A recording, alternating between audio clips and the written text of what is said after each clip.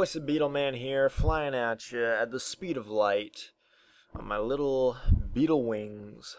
And this is going to be my first and hopefully not last podcast. Well, not exactly a podcast, but a broadcast that may end up turning into a podcast. We'll see what happens. But either way. Beetleman Broadcast numero uno here today. And the subject for today is going to be primarily the ontological argument for the existence of God, and for that we're going to bring in a special guest. I will be announcing his name later. But before we do that, I just want to go over kind of what this channel is about. Because I know I posted the intro video, but that was just me ranting. It was really nothing more than a mic test, honestly. So I feel like I need to express truly and in a more serious tone what this channel is about. And I'm going to attempt to do that now with this video. My vision for this channel, honestly, is a what I call a marketplace of ideas in philosophy and theology and politics, all these different subjects that permeate our society, whether you like them or not. It's true, and I want this to be a place where people can, intellectual people, intelligent people, responsible, respectful, professional people can meet together and we can discuss the biggest questions that people have ever asked. And some of the most pressing questions that society has as we sit here right now and watch the world spin, And so that's what I'm looking for. I'm looking for civil discussions. That's what I want to do with this Beetleman broadcast. Is host civil discussions and debates occasionally as well. About these kind of topics, and I'm not gonna be, I'm not gonna beat around the bush. I am a Christian. I am a theist, not atheist. A space theist.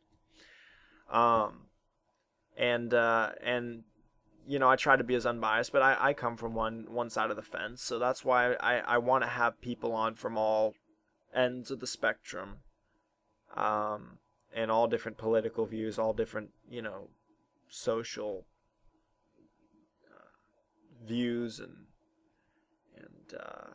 different opinions. Because it's a marketplace of ideas. I'm not going to close the door and just be like, no, only this or that, So we're going to have all different people on. Hopefully that's my vision for this place. It's not a place where people are going to rant. Although I admit on political issues I do rant. And I will rant. And I'm going to promise you all something. That I will bust people about, on stupidity or just, ignorance on certain topics. Regardless of their position, atheist, Christian, Muslim, I don't care. I don't care. Republican, Democrat, Libertarian, Anarchist, I don't care. Whatever you're coming at me with, if you're saying stupid stuff, and I don't mean you personally, but if somebody's saying something that's stupid or ignorant, I'm going to correct them on it. I'm going to call them on it. And I don't care. There will be Christians that I criticize heavily. There will be atheists that I criticize heavily. There will be people of other religions I criticize heavily. So, just want to throw that out there. I will be as unbiased as possible. I am biased. Everybody's biased, obviously. But I will try to be as unbiased as possible. And that's really what this channel, I'm hoping, is going to be. That's my vision for it. So with that out of the way, I think that it's time to introduce our topic for today, which is going to be shorter today than usual, but nonetheless, the ontological argument. The ontological argument is probably the most misunderstood argument for the existence of God. I personally don't. It's not my favorite. I will say that straight out. It's not my favorite.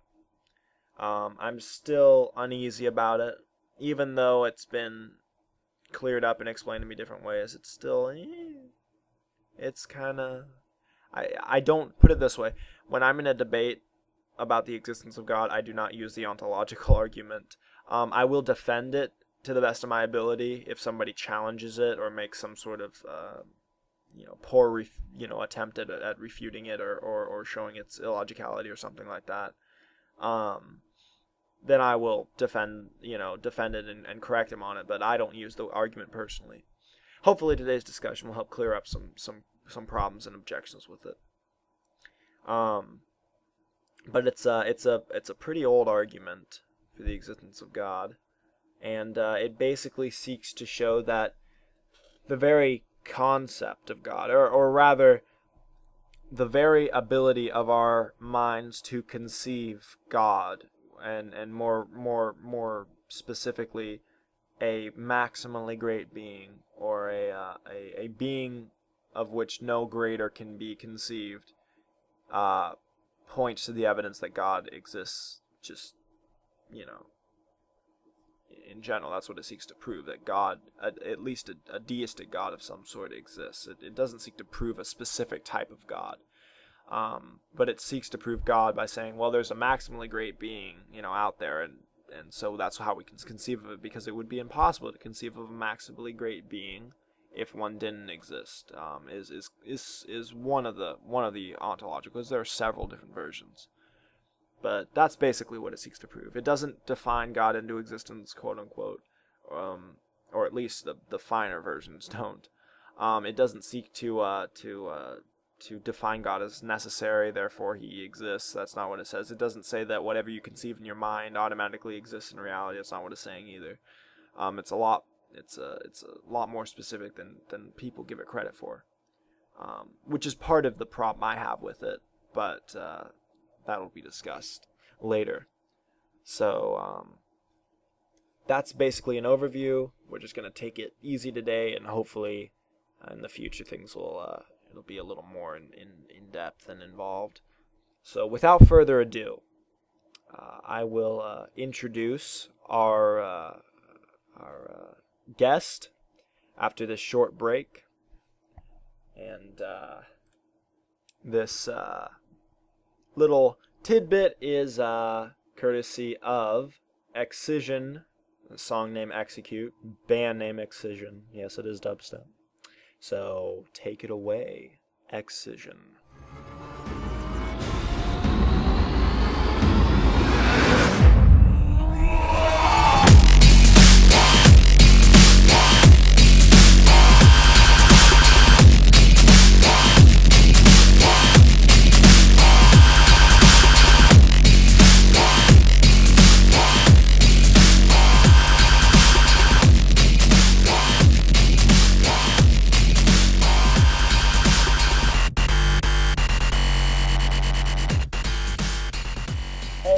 Everybody, welcome back to the Beetleman Broadcast, number 1. I'm here now with the guest of the day, none other than my close friend and fellow aspiring philosopher/theologian, necessitarian, and we're going to be talking, rather sort of debating, the ontological argument for God. I am, going to be playing devil's advocate here. We're both on the same team in this regard, but I'm going to be playing devil's advocate and presenting various objections to the ontological argument, and Necessitarian will be speaking in defense of the ontological. And so hopefully you guys enjoy. So let's get this started. Necessitarian. All right, Necessitarian, you are ready then. I'm prepared. Let's get to the ontological argument. Excellent. All right.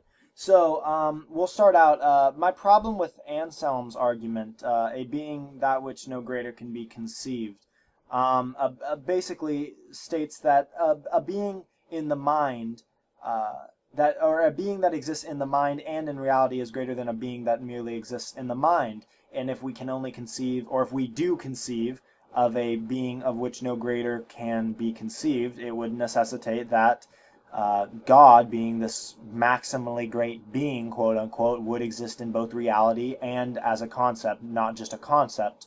The problem I have with this goes along with Kant's refutation of this, or attempted refutation of this, that a conceptualized object or group of objects or what have you is no less great than a concept of that same object that also exists in reality. Existence is not a predicate of greatness, it is merely an attribute. Therefore, it does not make an object more great. And I would use the illustration of 100 coins, or more simply, a $100 bill. A $100 bill that I'm conceiving of in my head right now is no more valuable than a $100 bill that would be sitting in front of me on the table. Although I would prefer the one that exists in reality and as a concept. The one that exists just as a concept is no less or more valuable than the one that exists in reality. They're both $100 bills. So what would your response be to this? Well, I believe it's a misunderstanding of greatness.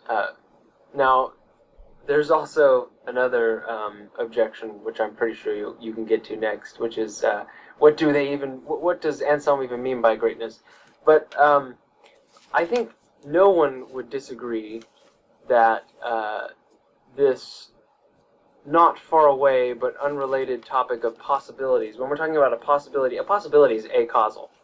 The possibility of a unicorn does not pick a knight up and carry him across the plains. We don't ride imaginary horses, we don't ride possible horses, we ride actual horses. And the same thing is being implied here. An imaginary being, that of which no greater can be imagined, is acausal, right? It's simply the possibility of a being. So when we're saying God in the mind, the concept of this God, what have you, we're not actually talking about some magical, ghosty object that's floating around in your brain. That would be reification. When we say the concept of God, or when we say the imaginary being, than of which no greater being can be imagined, we're talking about the thought that said ontic possibility exists, the understanding of the meaning of then an entity that of which no greater being can exist, or can be thought to exist. That's what we're saying. We're not actually talking about some weird object of the brain. And I think it's blatantly obvious that possibilities don't cause things. And if they don't cause things, it's clear that they don't have the power or the greatness of things which are actual, which can have a causal relation with reality. So I think Kant is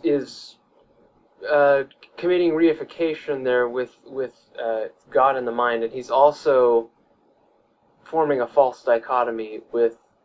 I'm sorry. He's not understanding what is meant by greatness there. Greatness is not said to be in the form of existence. That's not what's going on at all. Rather, greatness is the ability of that existence when we're talking about the differences between possibility and actuality. That's what's going on with Anselm's argument. I see. All right, a good response.